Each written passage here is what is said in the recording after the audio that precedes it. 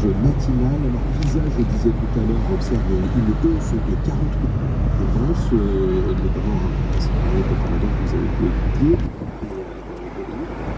Mais comment est-ce que vous distinguez dans vos analyses ce qui révèle ou ce qui relève, on va dire, d'une véritable montée en gamme de la consommation marocaine et ce qui relève simplement de l'inflation, de la hausse des prix et de dépenses devenues socialement En fait, les données dont on dispose aujourd'hui sortent de notre analyse d'un dashboard qui s'appelle le Retail Spending Report. En fait, il s'agit d'un dashboard de chiffres clés, bien de KPIs qu'on suit de manière très rapprochée, surtout pendant les fêtes religieuses ou bien pendant les pics d'été ou autres temps forts de l'année.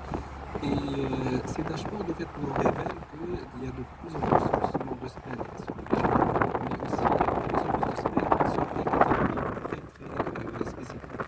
Ce qu'on dit tout le temps, c'est que le paiement, en fait, le paiement digital, il n'est que le reflet des habitudes de consommation, des fêtes saisonnières, des fêtes religieuses, voilà, d'un comportement social qui est là.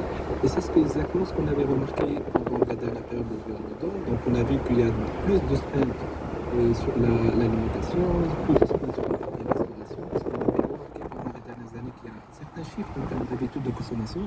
Les Marocains sortent de plus en plus pendant le Ramadan pour le ftou, sortent aussi plus après la prière, après 22 heures, pour des achats au niveau tout ce qui est glace, tout ce qui est dessert et aussi restauration rapide. Aussi pendant le vide, il y a un certain shift, enfin, il y a des dépenses qui sont moindres en termes de consommation de tous les jours, mais il y a plus de dépenses sur des catégories par exemple de transport et excusez-moi, mais là, vous avez mené une étude sur les 12 régions du Maroc, et autant dans l'urbain que dans le rural. Qu'est-ce que, si on rentre dans la granularité, est-ce qu'il y a vraiment un Maroc à deux vitesses ou est-ce que c'est une illusion d'optique? alors, les données dont on dispose, ce sont les données agrégées au niveau national. Donc, on n'a pas fait la distinction entre urbain et rural. Et au fait, le paiement, il est intimement relié à l'acceptation des cartes. Et là, en fait, c'est très bien qu'en termes d'acceptation des cartes, il y a beaucoup plus d'acceptation dans les zones urbaines que dans les zones rurales. Donc, on doit s'attendre à ce que, aussi en termes de paiement, à ce qu'il y ait plus de paiement dans les zones urbaines. Donc, les chiffres dont on dispose sont au niveau national, mais je dirais plus aussi dans les zones urbaines. Alors, vos données montrent principalement cette data, on va dire, mais sur des cartes Visa Premium, si je ne me trompe pas, en tout cas c'est ce qui revient en tout cas dans ce que j'ai pu dire. Donc sur une population déjà bancarisée, relativement aisée, est-ce que, moi la question que j'ai envie de me poser, c'est savoir jusqu'où justement ces chiffres sont réellement représentatifs du Maroc, celui des petits commerçants, de l'informel, des territoires où le cash reste dominant, si on se réfère bien évidemment aux dernières données de la Banque centrale. Et globalement, on est sur une économie où l'échange monétaire est aux alentours de 200 milliards, 220 milliards de dollars, plus ou moins, il me semble. Quelle est la part qui est captée, justement? En fait, les dashboards en fait, fait ressortir 3-4 chiffres. Il y a certainement l'augmentation des dépenses sur les cartes premium. Ça, c'est pour la translation justement d'une certaine premiumisation des cartes Visa sur le marché et de plus en plus de porteurs premium. Et ça, en fait, c'est aussi c'est un reflet d'un certain chiffre aussi social qui est en train d'être fait avec plus de pouvoir d'achat sur la partie premium. Mais il n'y a pas que ça, parce que quand on regarde les données de toutes les cartes confondues premium et pas premium, on est sur par exemple, des croissances de 25, enfin la part des dépenses dans la restauration et dans le retail, c'est pratiquement 60% entre ces deux catégories. Donc pendant le mois du Ramadan et juste après. Aussi, il y a les visiteurs étrangers. On a remarqué au fait cette année, c'est qu'il y a une augmentation de 50% de certains corridors comme la France, UK et la Suisse.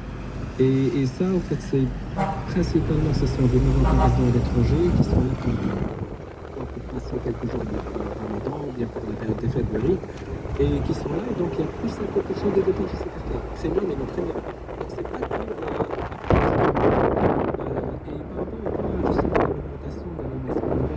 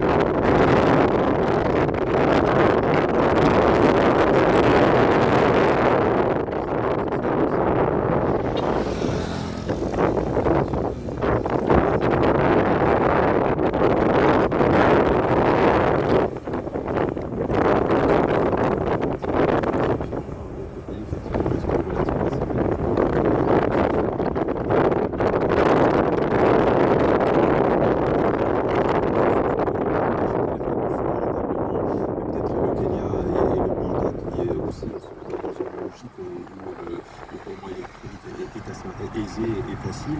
La question que je voulais vous poser avant de céder la parole à nos deux chroniqueurs, c'est quels sont aujourd'hui les freins? Est-ce que c'est des freins technologiques? Est-ce que ce sont des freins culturels? Est-ce que c'est de la confiance? Qu'est-ce qui bloque aujourd'hui pour que ce produit électronique soit presque, j'ai envie de dire, à la fin de la Chez Visa, c'est que le paiement, c'est que le fast acceptance. C'est-à-dire que quand on essaie une acceptation de paiement, il faut que l'acceptation, la carte soit disponible partout, en face-to-face, en ligne, sur le téléphone et partout. Et là, en fait, tout le travail qui est fait depuis maintenant cette quinzaine d'années, il est principalement fait sur la partie réglementaire, donc pour les plus d'institutions, plus de commerçants, plus d'entités, plus de players à accepter les paiements, mais aussi sur la partie technologique, parce qu'un des freins, pour répondre à votre question, c'est aussi le terme de coût. Les POS, les PPE classiques, coûtent typiquement dans les peut-être entre 30 € limitées à l'acquisition après un peu d'intérêt. Maintenant, on est sur des technologies qui sont beaucoup plus moins chères, donc ce sont des technologies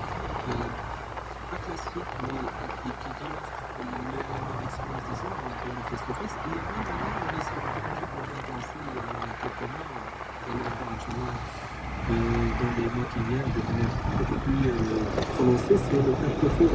C'est le fait de transformer un device, généralement un téléphone Android, en un moyen d'acceptation contactless. Et là, en fait, contactless, si on relie la chose aussi à la partie paiement par carte, le contactless il a été lancé au Maroc en 2017. Et aujourd'hui, on est à plus de 70% des transactions qui sont faites en paiement contactless. Mortada Kalami. Oui, la question, enfin, je m'interrogeais aussi, comme Mehdi, sur la valeur de ce genre d'études. Alors, je pense que c'est important, surtout pour Visa, de savoir quel est le taux de pénétration du paiement électronique, surtout sur le marché marocain. Vous l'avez dit, c'est 9% de la population qui accepte, donc vous devez suivre. Donc, j'imagine que c'est quand même le premier but de ce monitoring, c'est de savoir où on met l'usage de votre produit, la carte bancaire. Ça, c'est assez naturel. Mais après, en tirer d'autres conclusions, ça me semble assez risqué. Il y a un exemple assez récent, pas marocain du tout, aux États-Unis. Là, la carte de crédit est quand même une vieille histoire. Et il y a quelques semaines, ou un mois ou deux, le ministre du Commerce, Howard Lutnick, a déclaré que l'augmentation du volume, parce que les fabricants de cartes aux États-Unis, pour Visa, ont aussi publié ce type de chiffres et de données qui révélait une augmentation du volume des échanges. Et donc, comme Lutnick, on a dit, vous voyez, tout va bien aux États-Unis, alors qu'en fait, c'est ça au moment où l'inflation est en train d'exploser, où tous les Américains se plaignent du prix à la pompe, etc. Et là, s'il y a plus de transactions électroniques aux États-Unis, c'est parce que, s'il y a un plus gros volume, c'est parce que les prix ont augmenté. Donc, donc quelle conclusion, nous, on peut en tirer aux Marocains? Bon, au-delà des de pénétration, quelle conclusion on peut en tirer? Donc, que les Marocains qui ont acquis une carte, maintenant que la pénétration se fait un peu plus profonde dans les classes moyennes, bon, maintenant on va ressortir les achats en ramadan pendant la nuit, ça semble assez logique, mais c'est pas un changement fondamental des modes de consommation des Marocains. Bon, je pense qu'il faut qu'on mette un peu les choses en perspective par rapport à l'inflation, parce que si on prend les chiffres... Je parlais de l'inflation américaine.